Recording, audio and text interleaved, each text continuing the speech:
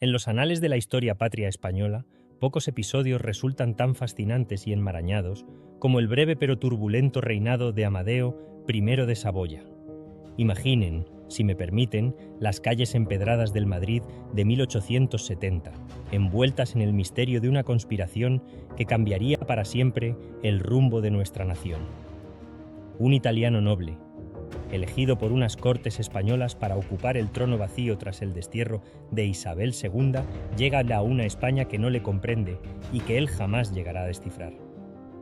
Pero su historia está indisolublemente ligada a otro enigma aún más siniestro: el asesinato del general Prim, el hombre que le puso la corona en las manos y que murió envuelto en las sombras de una conspiración que aún hoy nos susurra secretos al oído. Para comprender la magnitud del enigma que nos ocupa, debemos retroceder hasta septiembre de 1868, cuando la Revolución Gloriosa puso fin al reinado de Isabel II.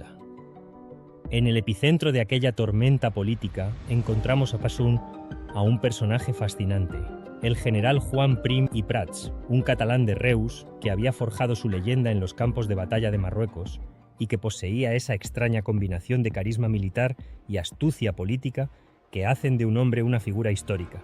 Prim no era un simple militar ambicioso. Era un visionario que soñaba con una España moderna, constitucional, que pudiera caminar de la mano del progreso europeo. Había participado en las revoluciones de 1854 y 1856.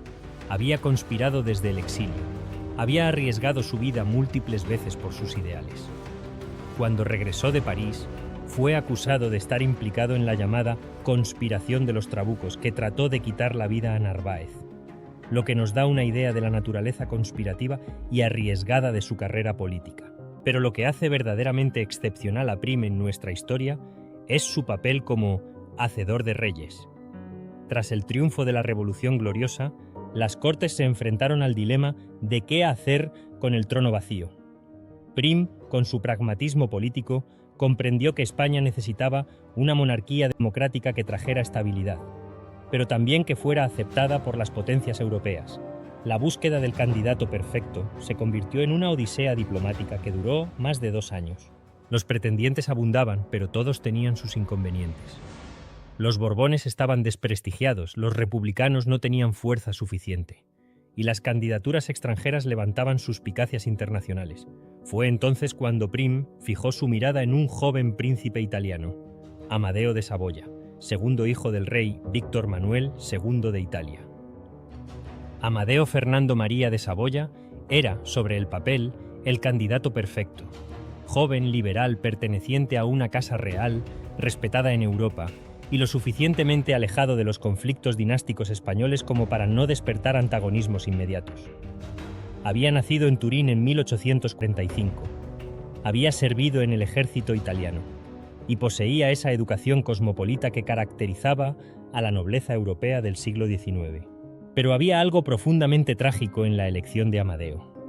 Cuando las Cortes españolas lo eligieron rey el 16 de noviembre de 1870, con 191 votos a favor frente a los 100 de la República Federal, ya se respiraba en el aire madrileño el aroma de la tragedia.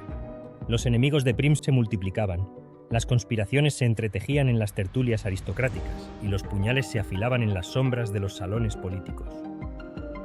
El 27 de diciembre de 1870, apenas 40 días después de la elección de Amadeo, cuando viajaba en su berlina desde el Congreso de los Diputados hacia el Palacio de Buenavista, y mientras pasaba por la calle del Turco de Madrid, hoy calle del Marqués de Cubas, el presidente del gobierno, general Juan Prim i Prats, sufrió un atentado en el que recibió varios disparos.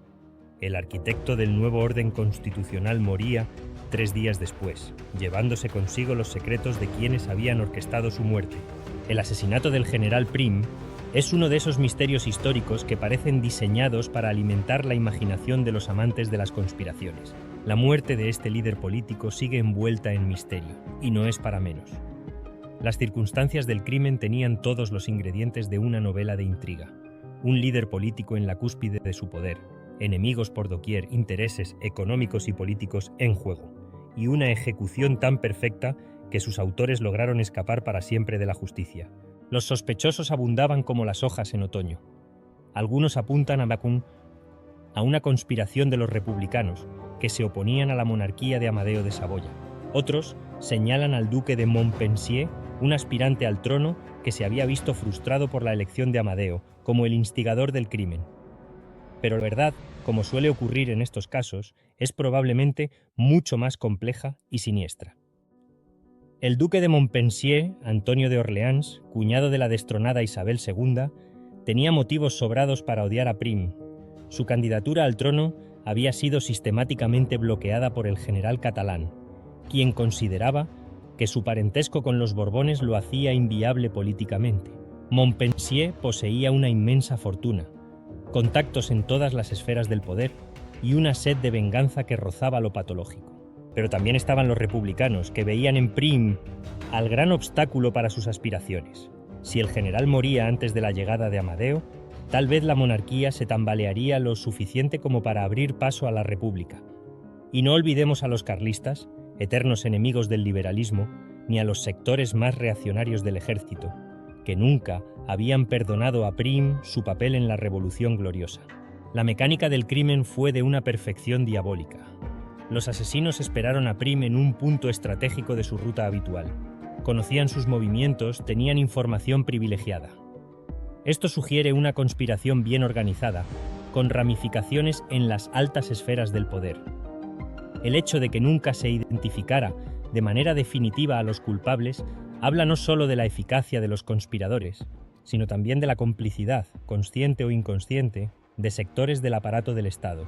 Cuando Amadeo de Saboya desembarcó en Cartagena el 30 de diciembre de 1870, España le recibió con la noticia más siniestra que un futuro rey podía recibir. Cuando Amadeo desembarcó en el muelle de armamentos del Arsenal de Cartagena, recibió la triste noticia del asesinato de Prim. El hombre que le había puesto la corona en las manos había muerto, y con él se desvanecían las esperanzas de un reinado estable. La situación era tan dramática como simbólica. Amadeo llegaba a España como un huérfano político, sin el hombre que había sido su principal valedor y protector. Prim no era solo quien había orquestado su elección, era también quien mejor conocía los entresijos de la política española, quien podía haberle servido de guía en el laberinto de pasiones, intereses y rivalidades que caracterizaba la vida pública española. El nuevo monarca nunca logró ganarse la confianza ni del pueblo ni de los poderes del Estado y finalmente abdicó, cansado de la imposibilidad de gobernar un país tan hondamente perturbado. Esta frase, extraída de su carta de abdicación, resume perfectamente el drama de su reinado: la imposibilidad de crear los consensos necesarios para gobernar una España fragmentada y convulsa. Desde el primer día de su reinado, Amadeo se encontró rodeado de enemigos. Los republicanos lo consideraban un usurpador extranjero, los carlistas un liberal impío, los alfonsinos un obstáculo para la restauración borbónica, y los sectores más conservadores de la sociedad española un advenedizo sin legitimidad histórica. Pero había algo más profundo en el rechazo hacia Amadeo. España, en el siglo XIX, era un país profundamente nacionalista, con una identidad cultural fuertemente marcada por la tradición católica y la historia imperial.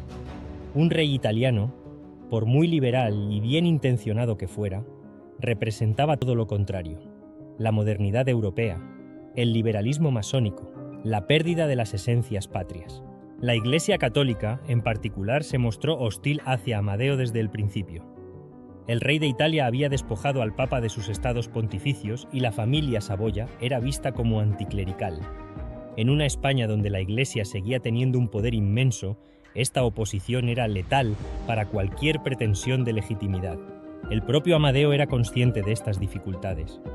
Era un hombre culto, sensible, que había llegado a España con las mejores intenciones. Pero pronto se dio cuenta de que había caído en una trampa histórica. Las mismas fuerzas que habían matado a Prim trabajaban ahora para hacer imposible su reinado. El reinado de Amadeo estuvo marcado por una espiral creciente de violencia política: el atentado del 18 de julio de 1872. Este acontecimiento tuvo lugar en la antigua Calle Nueva.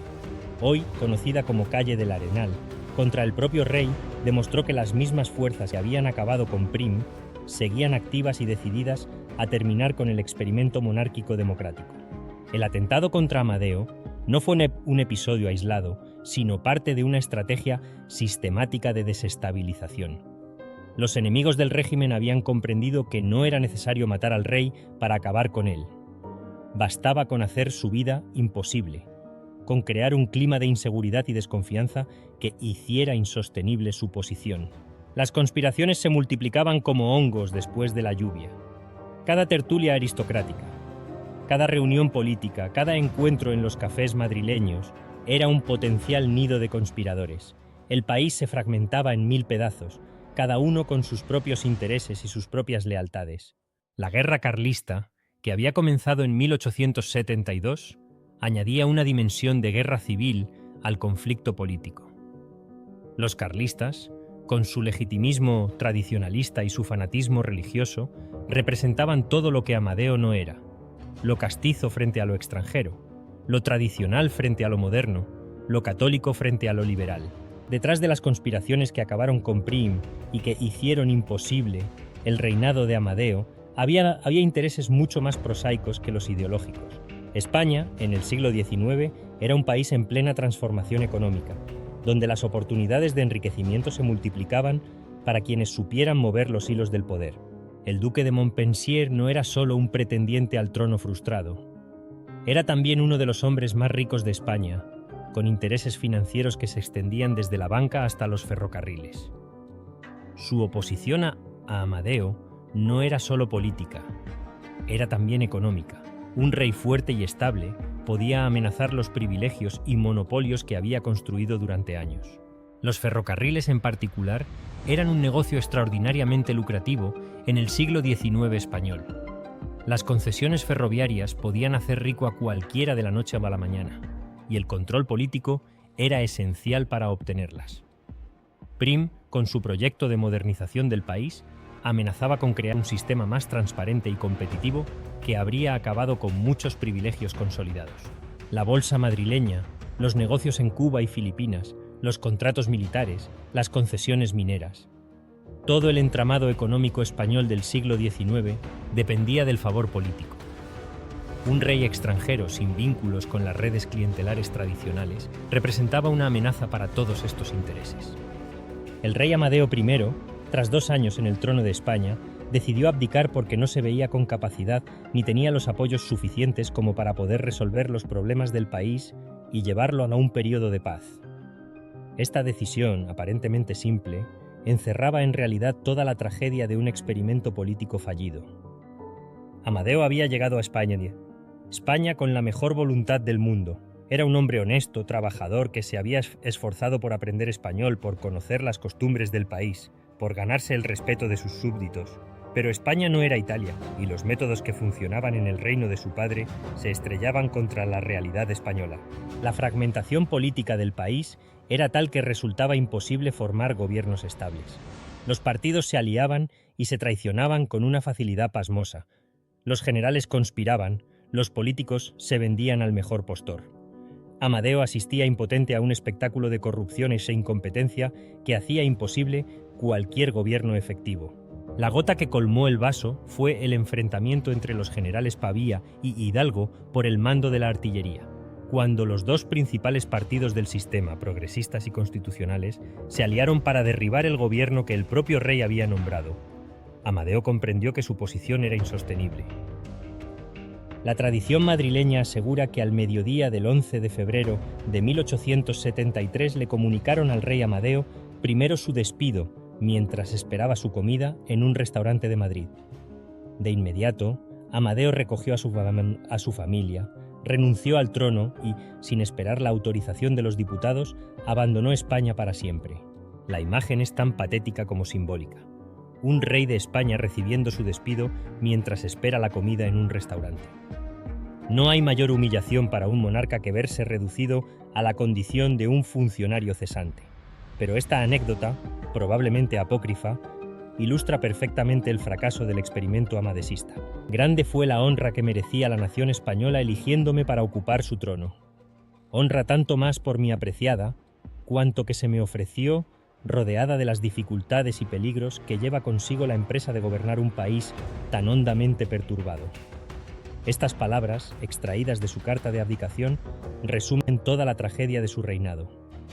La imposibilidad de gobernar un país que no quería ser gobernado. Amadeo no huyó de España, España lo expulsó. Su partida no fue la de un cobarde, sino la de un hombre que había comprendido que su presencia era más un obstáculo que una solución para los problemas del país. Al marcharse abría paso a la Primera República Española, con todas sus contradicciones y fracasos. Más de 150 años después de estos acontecimientos, muchas preguntas siguen sin respuesta. ¿Quién mató realmente a Prim? ¿Fue Montpensier el cerebro de la conspiración o simplemente un chivo expiatorio conveniente? ¿Existía realmente una conspiración internacional para acabar con el experimento democrático español? Lo que sí sabemos es que la muerte de Prim y el fracaso de Amadeo marcaron un punto de inflexión en la historia de España. El país perdió la oportunidad de consolidar una monarquía democrática moderna que podría haber evitado muchos de los traumas posteriores. La Primera República, la Restauración canovista, la crisis del 98, la dictadura de Primo de Rivera. Todo el siglo XIX tardío y el XX temprano español está marcado por la imposibilidad de crear un sistema político estable y legítimo. El caso de Amadeo es también una lección sobre los límites del voluntarismo político. No basta con tener buenas intenciones y métodos modernos si la sociedad no está preparada para recibirlos. España, en 1870, seguía siendo un país fundamentalmente tradicional, clerical, caudillista, que no estaba preparado para experimentos liberales importados de Europa. La historia de Amadeo de Saboya y el general Prim es, en el fondo, la historia de una oportunidad perdida. España tuvo la posibilidad de adelantarse medio siglo a su tiempo, de crear una monarquía democrática que habría podido competir con las grandes potencias europeas. Amadeo representaba todo lo que España necesitaba en el siglo XIX: modernidad, honestidad, respeto por las instituciones, voluntad de progreso. Su fracaso no fue personal, sino colectivo. Fue el fracaso de una sociedad que no supo estar a la altura de sus propias aspiraciones.